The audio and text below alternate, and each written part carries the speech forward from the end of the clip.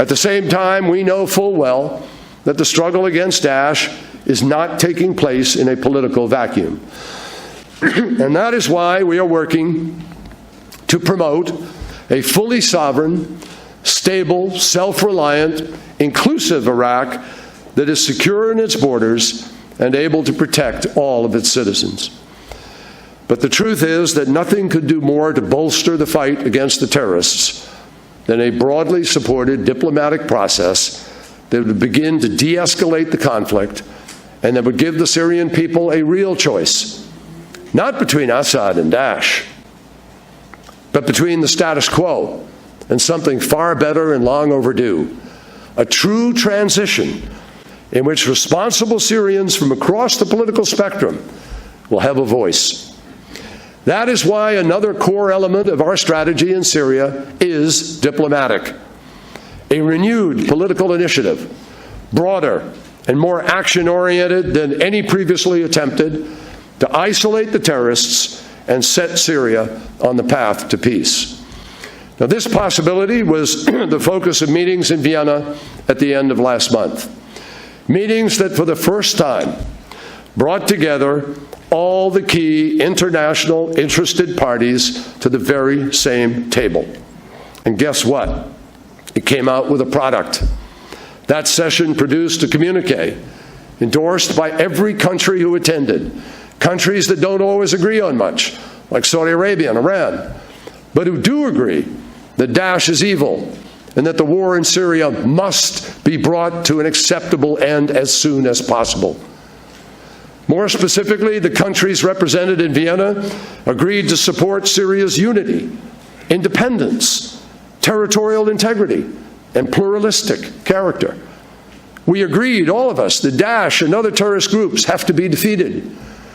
We agreed, all of us, that Syria's state institutions should remain intact so we don't have the implosion that we saw in Iraq. We saw, and we all agreed, that the rights of all Syrians, regardless of ethnicity or religious denomination, have to be protected in whatever government comes out. We agreed, all of us, that access for humanitarian relief has to be assured throughout the country, and that will be one of the topics we talk about on Saturday. We agreed, all of us, to increase support for internally displaced persons and for refugees and for the countries that host them. And we agreed, all of us, that the UN should convene members of the Syrian government and the Syrian opposition to develop a plan along the lines of the 2012 Geneva Communiqué leading to a credible, inclusive, non-sectarian governance followed by a new constitution and by free and fair, transparent, accountable elections run under the supervision of the United Nations to the highest standards of elections anywhere in the world. We agreed on that, all of us. And we agreed to explore the possibility of a nationwide ceasefire to be initiated in parallel with this renewed political process. Now, obviously, such a ceasefire does not include Daesh, because our effort to defeat Daesh and the effort of our partners to defeat Daesh will continue until we prevail. In fact, it is precisely through this political process that we can, for the first time, if it works, marshal the support of the entire international community against a single common enemy, Daesh. Now, I want to be clear. The Syrian people will be the validators of this whole effort. UN envoy Staffan de Mistura has met with representatives of more than 230 Syrian groups. Our own special envoy, Michael Ratney, has also been in constant communication with Syrian representatives, and I have met with Syrian opposition leaders myself. So this is not about imposing anything on anyone.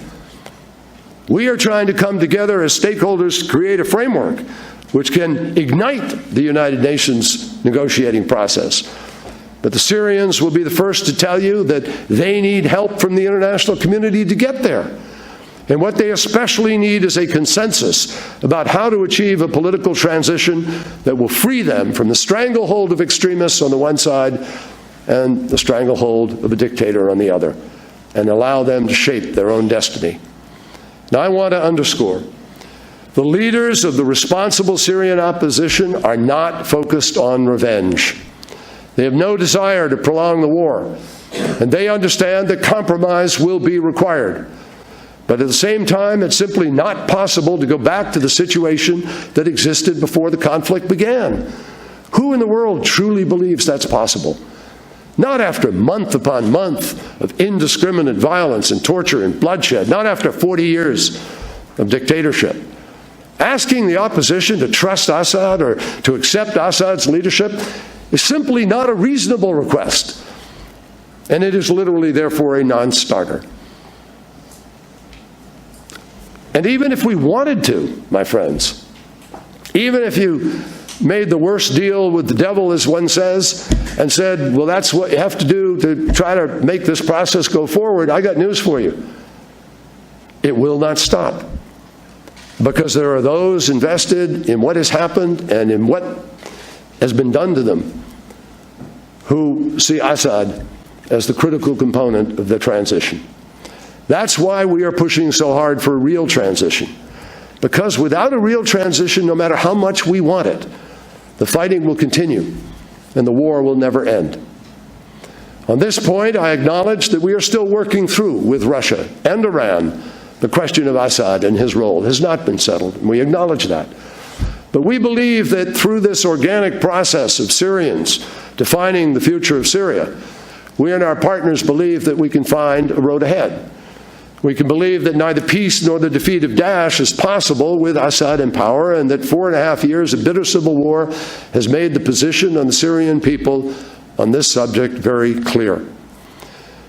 So even while divided on this critical issue, the United States and Russia and other countries involved have decided, wisely I think, not to let that disagreement prevent us from trying to build on the common ground that we have established.